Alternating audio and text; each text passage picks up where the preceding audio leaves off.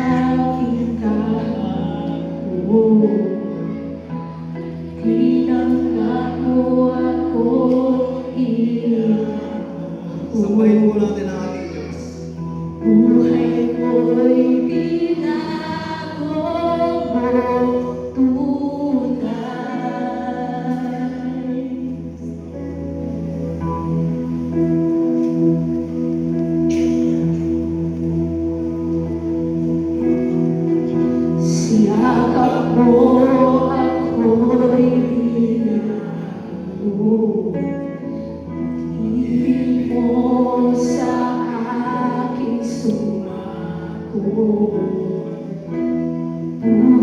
ko'y binago mo tunay. Sa hanggan, pag-ibig mo, napupuri mo ang puso ko, nang may pasasalamat at pagsamba ng dahil sa'yo.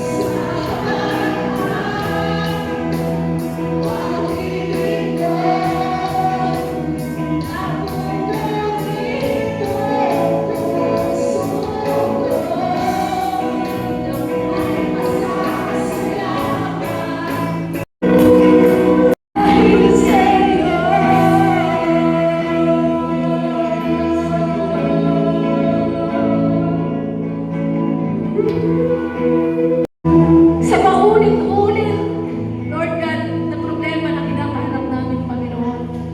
Lord, salamat sa mga merong isang Diyos. Lord God, merong isang Diyos, Panginoon, na laging nandyan, Panginoon, handa kaming alalayan. Handa kaming abutin, Panginoon, sa lahat ng aming mga pagkakamali, Panginoon. Sa lahat ng aming mga kasalanan, sa lahat ng aming mga problema, Panginoon. Salamat sa pagkat lagi kang nandyan, Panginoon. Hintay mo kami, Panginoon, tinataboy. Nandyan ka, Panginoon, kahit maulit-ulit kaming nagkakasala. Kahit maulit-ulit kaming nagagamba, Panginoon. Salamat, Panginoon, sa pagkat lagi mo kaming binabalik patungo sa iyo, Panginoon. Binabalik mo kami upang lagi kaming maglingkod sa iyo, Panginoon. Lord, maraming pong salamat nang dahil sa iyo, Panginoon. Lord God, salamat hindi mo kami hiniwan, hindi mo kami sinubukan, hindi mo kami pinabayaan, Panginoon. Oh, hallelujah! Napakabuti mong Diyos sa aming mga buhay. Lord, sa panang ito, salamat po, Panginoon. Lord God, sa mensahe mo, Panginoon, sa umagang ito. Sige po tayo may manalangin. Nakita ka ba? Salamat po sa umagang ito. Salamat po sa talata, Panginoon, na aming pag-aaralan sa umagang ito, Lord God. Dalangin po namin na patuloy, O Diyos, kayo po ang magbigay, Panginoon, sa akin ang karunungan upang ipahayag ang iyong nais, Panginoon, na ipabatid sa iyong mga anak. Panginoon, patuloy po kong pinawelcome ang pagtuturo ng iyong banal na Espiritu sa umagang ito, Panginoon. Ikaw po ang aming teacher, ang aming tagapagturo sa umagang ito, Lord God. Nawa ang mensahe mo ay magdala, Panginoon, ng kapayapaan, pag-asa, tunay na pananampalataya sa iyo sa umagang ito. Salamat po, Panginoon. Alam ko, Lord, na meron kang gagawin sa aming mga buhay. Salamat po, Panginoon, sa iyong mensahe sa bawat isa. Sa pangalan ng aming Panginoong Jesus. Amen. Okay. Ang ating verse, ang ating title na ating pag-aaralan po ngayon ay The Unfailing Shepherd, Boundless Grace. Sa Tagalog po ito ay ang pastol na hindi nangiiwan, ang biyayang walang katapusan. Mga kapatid, ang awit po na ito, ang nagsulat po nito ay walang iba kundi si David. Ano po? Ito po ay isang pagpapahayag na matibay na pananampalataya at pagtitiwala ni David sa ating Panginoong Diyos. Ipinapakita hinahalagaan ng Diyos sa bawat yugto ng ating mga buhay. Kapatid, nung nagsimula ang manampalataya sa Diyos, meron pong isang mabuting pastol na nag-aalaga sa iyo. Alam mo ba natin yun? Amen. Mga kapatid, at malalaman po natin yan kung paano tayo ginagabayan at ginaalagaan ng Panginoon. At ito po yung tatlong points na ating pag-aaralan ngayon. Number 1, Marian? Number 1, He provides all our needs. Ano po? Sabi po dun sa unang verse, no? Siya ang aking pasol, hindi ako magkukulang. Ano po? Sabi po sa Tagalog, siya ang ating tagapaglaan ng lahat ng ating mga pangangailangan. Okay. Mga kapatid, tulad po ng isang mabuting pastol, tinitiyak po ng Panginoon na hindi po tayo magkukulang. Nakikita po ba natin yung magpapastol ng baka o kaya kambing? Saan mo nilalagay ng tagapag-alaga ang kanilang mga baka at kambing para makakain po sila at mabusog? Siyempre po, doon sa maraming lutian, maraming damo. Ano po? Okay? At hindi pinababayaan ng nag-aalaga na sila ay mauhaw. Ano po? Lagi po siya binibigyan ng inumin. Ano po? Ganon po kaalaga ang mag-aalaga. At sa ganon ay ang kanyang alaga ay laging busog. Ano po? At lagi syempre ang kanyang alaga ay maging malakas. Ano po? At may benta po niya ng malaki. Ano po? Dahil kapag ang alaga ay mataba, ano po? Paldo. Amen? Amen. Okay, mga kapatid, sabi po dito, ano po ang sabi po dito, makikita po natin, no? Na sa gitna po ng mga kahirapan o kawalan ng trabaho, maaaring wala po tayong luho, ngunit nagbibigay po ang Diyos ng sapat na pagkain para sa atin. Maging ang Panginoon ay concerned sa ating mga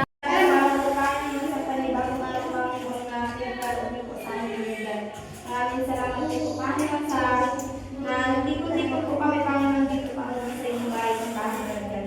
Para, Panginoon, ang gagawin namin, Panginoon, ngayon, Panginoon, ay magawa, Panginoon, ng maayos, Lord God. At para, Panginoon, walang pasaway, Panginoon, sa mga batang ito, Lord God. Ito lang po kami sa mga salamat sa Panginoon Jesus. Amen! Na nakapaitan sa buhay po natin, tutulungan tayo ng Panginoon kung paano tayo makapagpupuon. Ano po? Maibalik yung kagalahan sa puso natin sa paglilingkod sa Panginoon. Kasi ang bunga ng Espiritu ay bunga, no, ng kagalakan. Pag nawala yung galak sa puso mo, wala. Present ang banal na Espiritu ay wala na sa iyo. Huwag mong hayaan na yung kagalakan ay mawala sa buhay mo. Dahil nandun ka lagi doon sa mga bagay na hindi ka makabuo. At pinapaalala ng Panginoon, kayang-kaya ka ng Panginoon na laging abutin sa iyong mga pinagdadaanan. Ito po, dumaan man tayo sa mga mahihirap na sitwasyon ng buhay po natin. Sabi mo sa Isaiah 50 verse 10. Kung meron po kayong Bible sa Isaiah 50 verse 10, sabi mo dito, kayong lahat na may paggalang kay Yahweh at sumusunod sa utos ng kanyang lingkod, maaaring ang landas nyo ay maging madilim. Gayunpaman, magtiwala kayo at umasa sa kapangyarihan ng Diyos na si Yahweh. Diba? Pinaalala sa atin ng verse na ito. Dadaan tayo sa mga madidilim, no? May mga problema na kinakaharap ang mga Kristiyano. Pero kapatid, kailanman, sabi po dito, sinabi ng Panginoon, ang nagtitiwala sa Kanya at umaasa sa Kanya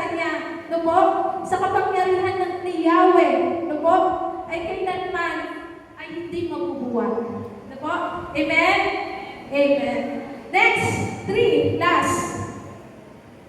Number three, He is the source of grace and goodness throughout our lives. Ano po? At kung mapapansin natin, ano po, balik po tayo doon sa yung pamalo at saka yung tungkol ng magpapastol.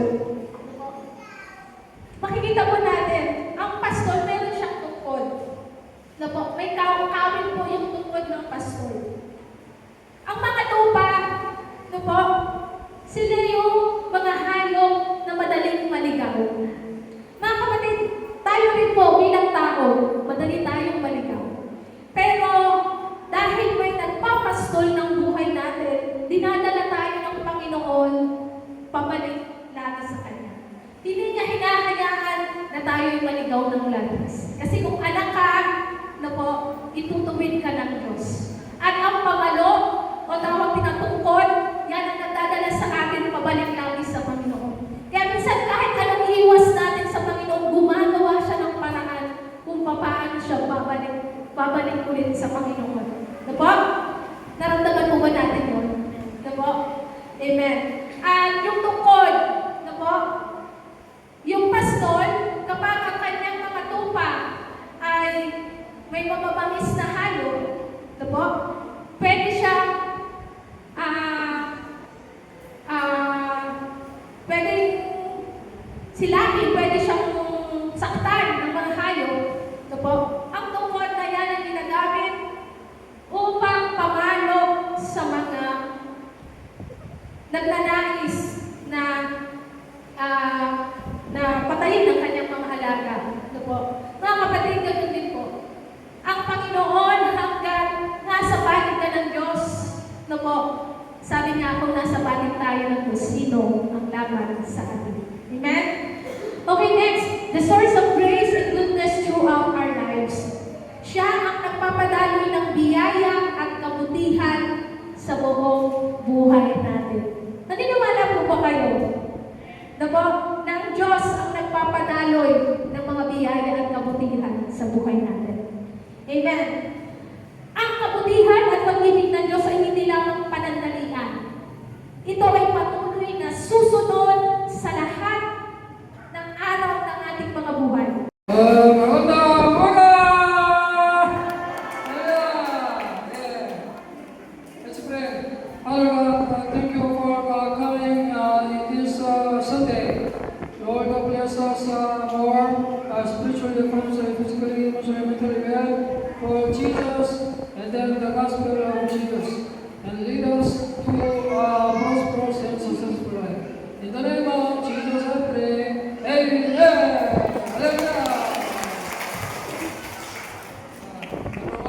Hallelujah. Psalm 23 is very good, the Bible verse. Every in the word they say 23 is the very good.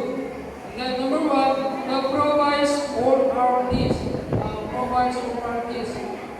Because the God provides all our needs. But we have to put Jesus is our Lord. And then Jehovah Yahweh put our Father. When you live like that, the Lord will keep us. The Lord will keep us our life. So it is important the life of the Christian have to live by the Holy Spirit of Yahweh. And sometimes if you live by the Holy Spirit of Yahweh, because it is work of God. It is work of God. Sometimes, Jesus said, when Jesus come to this world and say, and then Jesus give a sword to this earth. Like that. Why Jesus give a sword to in this earth? Like that? Because if you follow Jesus, sometimes there is the family, there is the business. Sometimes there is bad things, the attack. Why? Because we are following the law Jesus. The love of Jesus. And then if we, for example, my family was in Korea, past. Then I want to, go to church. I want to pray. But, at that time, I was a student. But I was called by a pastor. And then I want to pray in the prayer mountain. The Lord asked me to pray. But my family, sometimes, doesn't like to pray and go out into church like that. Because we are students, we have to study like that. Yeah. Because when you believe properly to Jesus, Jesus is enough. But you have to know when you keep the love of Jesus, and then when you follow the Holy Spirit of Yahweh, and then there is the obstacle. Sometimes you want to play something, sometimes you have to fight your desire like that. So we have to give up. Because Jesus is the Lord. Because Jesus paid all our needs to us and He died for us. So He can be the Lord. And then here is after our death, here is heaven. Then because of this, we have to put Lord Jesus. And then even there's a parties come, we have to follow Jesus Christ. Ayun. Our companion and protector in the midst of darkness. When you live in His word, and then when you follow to the word of God, word of Jesus, and the gospel of Jesus, when you try to do good things to others, and then the Lord sometimes they don't care. Yeah. But even you do smoke, even you do smoke, and then you like that. The Lord will remember our word. The Lord will remember our word. And then, if you go in the church, and then the Lord will also remember. Because the church is the Christ, and then the darkness cannot go over the church. So, in the name of Jesus, we have to do the work of God. And then inside the church. And then if you go inside the church and then do the work of God, Galatians 2:20 says, I have been crucified with Christ like that. In the church, if we do the work of God, and then sometimes we can say, because love your neighbor as yourself like that in the Bible. But we have to think it. Because not my style to love the Lord. Not my style to love the Lord like that. That is in the Word. In the Word, we love others in my style. So other people, they're famous people, they love their style. But in the church, and then if we do Christian life, we have to love the love of Christ. The love of Christ. And then this is the love of Christ have to feel the soul first. Their soul have to grow well like that. That is when they feel the spiritual things. And then the next, the financial things is come. So when you asking the Lord, always have to say, I have been crucified with Christ, I have been crucified with Christ, I have been crucified with Christ. That means, it's not my power. It's not my power. But the Lord of the Holy Spirit is help us to go in the darkness. So we use all the time with the Word of God and reciting, I have been crucified with Christ, I led by the Holy Spirit, and then do the Word of God. So that the Holy Spirit come to more of church, and then the glory of God. The source of grace only is throughout our lives. And then you have to know what is grace. Grace cannot buy anything. cannot buy anything. It's not, if you go market, and then you cannot buy. You cannot trade the gold. That is the grace. The blood of Jesus. You can trade in the market. No, there's no trade in the market. So that is grace. Because we cannot buy this land to enter the heaven. Only the blood of Jesus. So that is the grace. We cannot get what God then give it to us. And then we receive. That is grace. Yeah. And then we have to use this blood of Jesus all the time. All the time. And then first we have to stand well in the work of God. We have the presence of God. We have to stand well in the presence of God. And then we have to apply this blood of Jesus into our life. Into our life. And then when we apply it to our life, the bodies, the spiritually, and then attack you. Sometimes in the emotional, in the relationships, and then other things. Then sometimes in the financially, and then attacking. We don't know. So every day it is important to praise the blood of Jesus. Also, the blood of Jesus means I have been crucified with Christ like that. And then my Lord is Jesus. And then if our Lord is Jesus, even the darkness come because of Jesus, it cannot overcome us like that. Because of Jesus is Lord. And then Jesus already fight finished to the Satan like that. So we have to all the time hold the blood of Jesus, and then we have to use this grace to apply to our life. Even though you see, even though you have a problem, have to use this blood of Jesus. So that this grace is never change. Because this is the truth, and this is already three dimension. That means it never change. God already have finished all good things to us.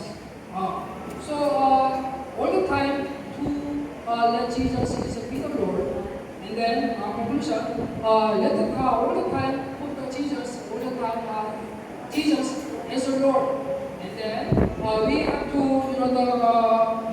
have to say I've been crucified with Christ, and we deny ourselves so that the darkness cannot come because Jesus is our Lord and nothing Jesus is the Lord, and then so that even the darkness come and see, oh, he is full of Jesus, full of the Holy Spirit, and they cannot touch his territory, cannot touch him financially, cannot touch him spiritually, and then protect by the blood of Jesus. Father God, thank you for coming in this Holy Communion Sunday, and then service you. Lord, we afford the blood of Jesus, and then in the name of Jesus, and then also Lord, every time we recite, I have been crucified with Christ, and then follow by the Holy Spirit of Yahweh, and the will of Yahweh, and then we will thanksgiving to you, so that, oh Lord, help us to make work for Jesus, the gospel of Jesus, and lead us to the prosperous and successful life. In the name of Jesus, I pray. Amen! Palakpakan po natin ang ating Panginoon. Okay, pakitawag na po yung mga bata. Tayo po ay mag- Our hands in worship and praise for your great love and grace. We confess that in this complex world, we have forgotten your word and lived only to our own will. Before we participate in this Holy Communion at this time, we sincerely repent our sins, so please forgive us. Sanctify our bodies and minds, and allow us to participate in this holy ceremony with a true and sincere heart. Through this Holy Communion, which you have given us today, I pray that we may deeply meditate on the meaning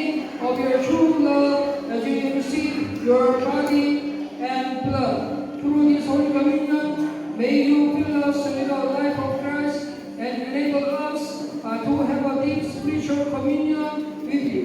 May all who participate in the Holy Communion fellowship as brothers and sisters in the Lord, remembering the Lord's suffering and bearing witness to the cross. We pray all these words in the name of Jesus Christ our Savior. Amen. I pray for the bread. On the night he was betrayed, the Lord Jesus Christ took bread, gave thanks, broke it, and said, "This is my body, which is given for you." God blessed this bread so that we may eat it in remembrance of your body. In Jesus' name, amen. For the cup. After supper, he took the cup and said, "This cup is the new covenant in my blood." God bless this cup so that we may receive the grace of forgiveness of sins through the merits of your precious blood. In Jesus' name, amen. Amen. This is the body of the Christ. The bread, receive it, the faith. This is the cup of the new covenant. The blood of Christ. Receive the cup with the faith. Thank you for the cross, Lord. Thank you for the price you paid, bearing all my sin and shame. In love you came, gave amazing grace. Thank you for this love, Lord. Your forgiveness and embrace. Where is the dead? Seated on the throne. Now you know with many crowns, you reign the dawning of heaven, crucified.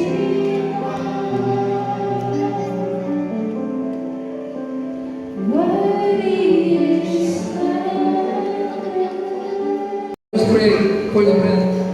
On the night he was betrayed, the Lord Jesus Christ took bread and gave thanks, broke it, and said, "This is my body which is given for you." God bless this bread so that we may eat it in remembrance of your body. In Jesus' name, amen. Let's take the bread.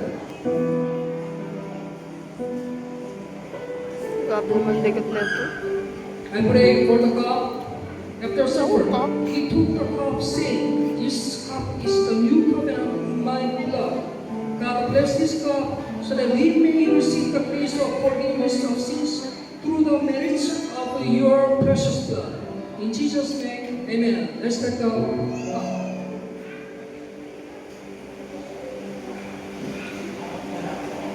Okay, let us pray. Precious Father God, thank you for allowing us to participate in this precious Eucharist today, commemorating the body and blood of Lord and sharing in deep spiritual fellowship. Thank you for renewing our faith through this service and confirming once again that we are brothers and sisters in Christ. Now let us go out into the world and live as witnesses of the Lord Jesus Christ with the strength we have gained through this Eucharist. In the name of our Savior, Jesus Christ, we pray. Amen.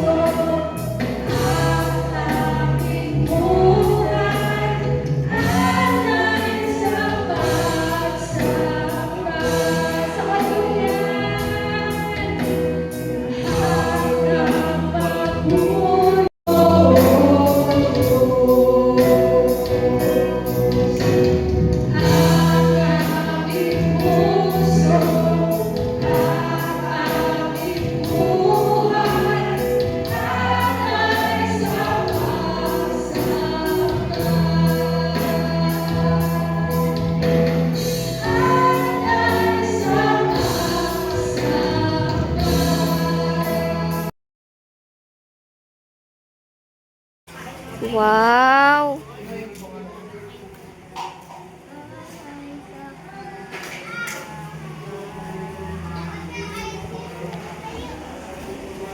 Sarap yan, tita. Ay.